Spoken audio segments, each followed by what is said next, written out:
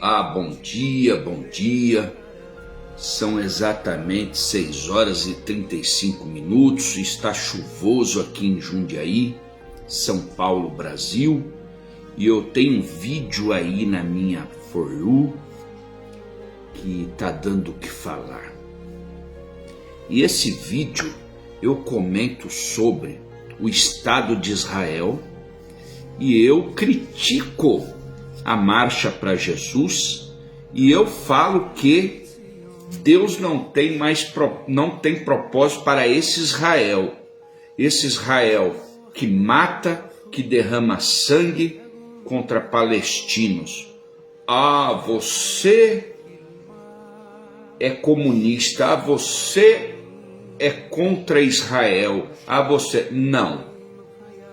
Eu sou cristão evangélico numa linha de direita, não extremista, porque tudo que é extremismo, seja de direita ou de esquerda também, não é bom, mas eu sou de direita. O que você precisa entender é que esse Israel aí, criado no Estado, Israel criado em 1948, que se tornou Estado, é isso que eu quis dizer, com pensamentos marxistas, pensamentos comunistas, é esse Israel que está aí. Então eu não creio que a promessa de Ezequiel 37 sobre um novo Estado, sobre a restauração de Israel em si, seja para esse Israel, né? Como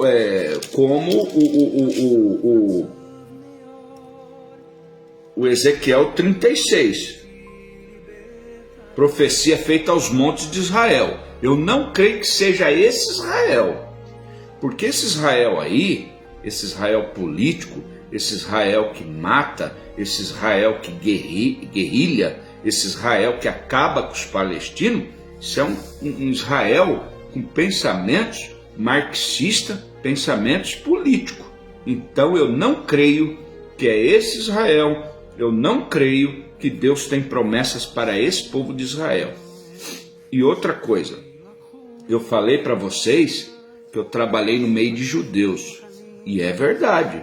Eu trabalhei em 1998 ao ano 2004, eu trabalhei muito próximos de sinagogas judaicas, inclusive na rua Sabará, Higienópolis, próximo ao Mackenzie. Quem é de São Paulo sabe, lá tem uma grande sinagoga judaica. E te digo que até mesmo entre eles são separatistas, porque lá só iam judeus da linhagem do Banco Safra, senhor Paulo Maluf, pessoas de renome políticos. Os pobres não frequentam aquela sinagoga. Os pobres têm que ir lá no Bom Retiro, que é uma linhagem de judeu pobre. Então é assim. O judeu ele não crê em Jesus Cristo. Eles têm Jesus como um irmão consanguíneo, um irmão. Eles creem em Jesus como um irmão próximo, tá bom? Não na sua totalidade, eu até falo no vídeo que tem judeus convertidos cristãos.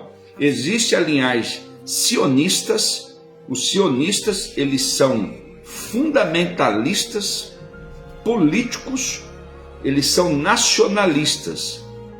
Melhorando para você entender, o sionista, eu comparei eles até o Hitler de Israel. O Hitler da Alemanha, ele era uma raça, ele era um cara que ele queria uma raça ariana pura, então ele só cria na raça dele. Mais ou menos fazendo uma comparação, são os judeus sionistas.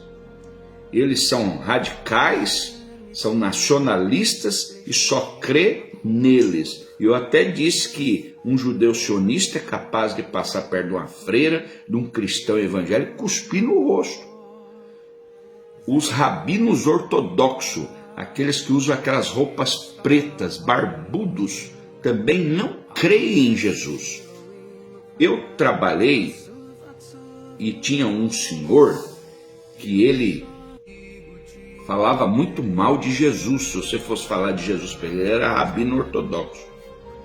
E é interessante, eles, do hebraico, o hebraico é a língua mãe de Israel, não é isso?